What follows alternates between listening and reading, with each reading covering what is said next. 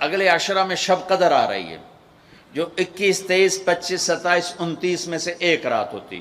ہمارے پاکستان میں صرف 27 کو لوگ جاگ رہے ہوتے ہیں. میرے نبی کا فرمان ہے شب قدر 5 راتوں میں گھومتی ہے، تو آپ 5 راتیں جاگ لو، آپ کو شب قدر مل گئی.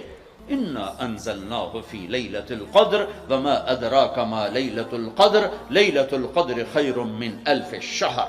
چلیں ہم آپ کو ایک رات دیتے ہیں، آپ کی امت کے مرد عورت جاگ لیں، 80 سال سے زیادہ اجر لکھ دیا جائے گا.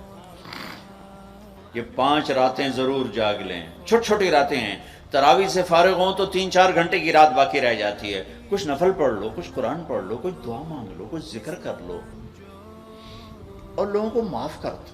معاف کرنا بھی بہت بڑا عمل ہے، ورنہ عمل رک جائے گا. دل میں بغض ہو تو اٹک جائے گا معاملہ. 4 آدمیوں کی بخشش نہیں ہوتی. اللہ نہ کرے کوئی ہم میں سے کوئی ہو تو میں بتا دوں تاکہ وہ ابھی سے توبہ کر لے. مدمن خمرن، شراب پینے والا، اس کی معافی نہیں ہوتی شب قدر میں. عاق لوالدیہ، ماں باپ کا نافرمان، بخشش شب قدر بھی نہیں بخشوا سکے. تیسرا، رشتہ داروں سے لڑنے والا، رشتوں میں لڑائی ڈالنے والا پینڈنگ ہو جائے گا، نہیں معاف ہوگا کہ تو میرے بندوں کو معاف نہیں کرتا، مجھ سے معافی مانگتا. بھائی بہنوں، کوئی کسی سے لڑا ہوا ہے تو اللہ کے واسطے رمضان کی محنت ضائع ہو جائے، شب قدر کا جاگنا ضائع ہو جائے، اس سے بہتر یہ ہے کہ ہم صلح کر لیں، معافی مانگ لیں، معاف کر دیں، سینے سے لگا لیں، درگزر کریں. چوتھا کون ہے؟ کینہ رکھنے والا.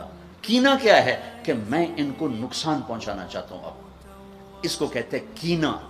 میرے بھائی بہنوں، کسی کو نقصان پہنچانا، کسی کا بغض، رشتہ داروں سے قطع تعلق، ماں باپ کی نافرمانی، شراب کا پینا، یہ شب قدر کو بھی بے قیمت کر دیں گے. رمضان أشجانا